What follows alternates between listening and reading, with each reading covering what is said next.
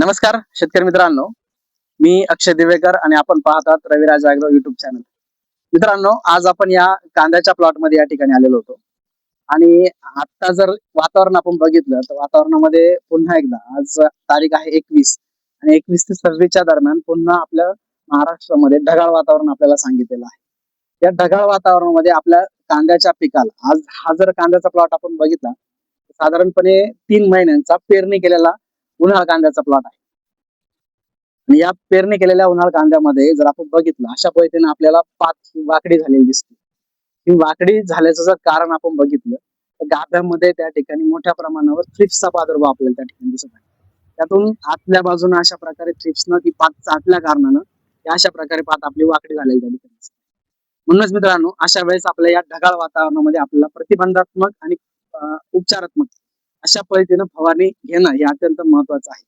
ही फवारणी घेत असताना आता जो काही हा प्लॉट आहे या प्लॉटला त्या ठिकाणी अझोक्सिस्ट्रॉबिन 11% आणि टेबेकोनाझोल 18.3% 1 मिली प्रति 1 लिटर पाण्यासाठी या प्रमाणामध्ये फवारणी आपल्या या पिकासाठी बुरशीनाशक म्हणून त्या ठिकाणी घेण्यात आलेले आहे. सोबतच कीटकनाशक म्हणून प्रोफेनोफॉस 40% आणि सायपरमेथ्रिन 4% अशा प्रकारचं कीटकनाशक त्या ठिकाणी वापरण्यात आलेलं आहे. मित्रांनो, त्यासोबतच आपल्याला ही जी काही पात वाकडी झालेली आहे पिकावरती हा काही जैविक जो काही ताण येतो हा जैविक ताणातून पिकाला स्ट्रेसलेस करण्यासाठी त्या ठिकाणी ऑर्थोसेलेसिक ऍसिड 2 मिली प्रति लिटर या प्रमाणामध्ये सुद्धा या कॉम्बिनेशन मध्ये वापरण्यात आलेला आहे. मित्रांनो, अशा वेळेस आपल्याला कांदा पिकामध्ये जर आपण बारकाईने जर बघितलं तर फवारणी घेत असताना आपल्या कांद्याच्या पिकामध्ये कांद्याच्या पातींवरती जी काही आपण फवारणी करतो ही फवारणी त्या ठिकाणी पाणी आपलं साचून राहत नाही, थांबून राहत नाही. त्यासाठी आपल्याला कंपल्सरी आपल्या कांदा पिकाची फवारणी घेत असताना त्या ठिकाणी स्टिकर, तुमचं सिलिकॉन बेस असलेलं स्टिकर हे वापरणं अत्यंत महत्वाचं आहे.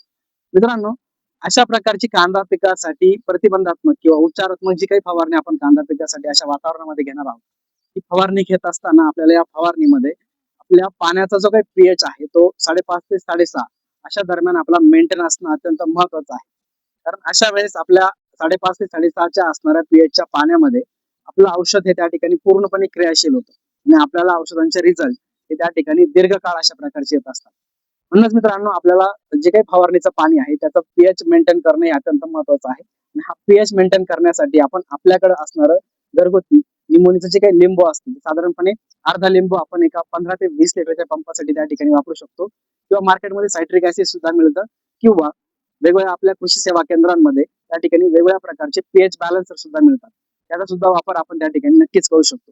परंतु सगळ्यात महत्वाची गोष्ट म्हणजे पीएच बॅलन्स केल्याशिवाय आपण जर फवारणी घेत असू तर आपल्याला दीर्घकाळ अशा प्रकारचे रिझल्ट हे आपल्या पिकामध्ये त्या ठिकाणी दिसतात. म्हणून पाण्याचा पीएच मेंटेन करूनच आपल्याला फवारणी घेणे अत्यंत महत्वाचं आहे. आता मित्रांनो, हा जो काही प्लॉट आहे याच प्लॉट मध्ये आपण पुढील 5 दिवसानंतर परत एक व्हिडिओ त्या ठिकाणी तयार करणार आहोत.